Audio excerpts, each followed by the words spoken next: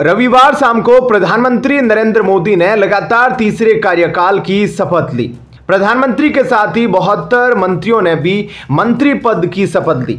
हालांकि अभी मंत्रियों के विभागों का बंटवारा होना बाकी है।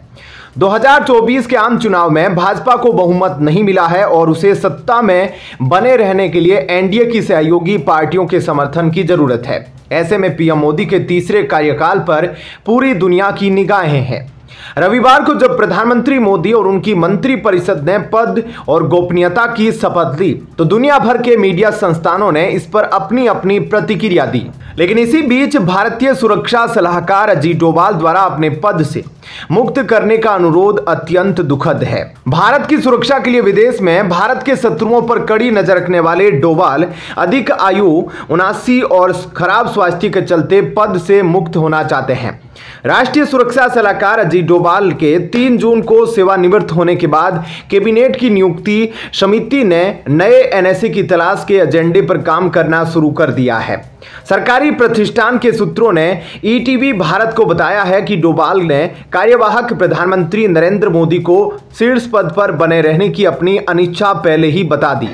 डोभाल के जाने के बाद सरकार के लिए यह एक बड़ा मुद्दा बन गया है कि नए एनएसए के रूप में कौन कार्यभार संभालेगा।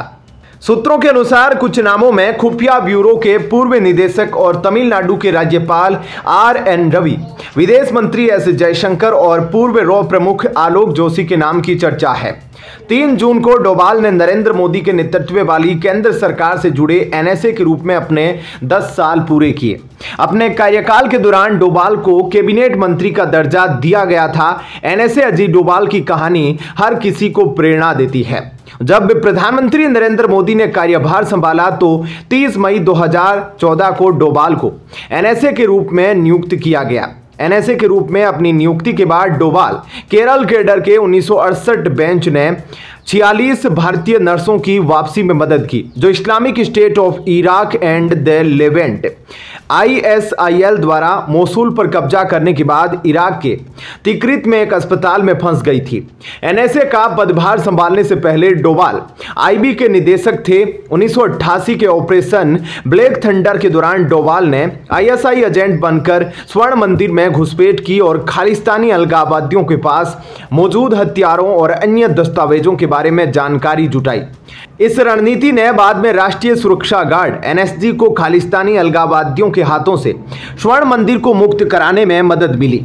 1999 में IEC 814 के अपहरण के बाद कंधार में 4 सदस्यीय वार्ता दल का नेतृत्व करके डोभाल ने महत्वपूर्ण भूमिका निभाई थी। आपको बता दें कि पाकिस्तानी मीडिया में भी पीएम मोदी के शपथ ग्रहण की चर्चा रही। पाकिस्तान के जियो न्यूज ने अपनी रिपोर्ट में लिखा, नरेंद्र मोदी रविवार को रिकॉर्ड लगातार तीसरी बार पीएम बने। गठबंधन के साथ वे सत्ता में आए हैं और उनकी क्षमता का परीक्षण करेगा। मोदी, जिन्होंने बीजेपी के वैचारिक अभिभावक राष्ट्रीय स्वयंसेवक संघ के प्रचारक के रूप में शुरुआत की, जवाहरलाल नेहरू के बाद प्रधानमंत्री के रूप में लगातार तीसरी बार सेवा देने वाले दूसरे व्यक्ति है। ऐसे में क्या कहना है आपका? कमेंट सेक्शन में अपनी राय जरूर बताएं। धन्यवाद। जय हिंद।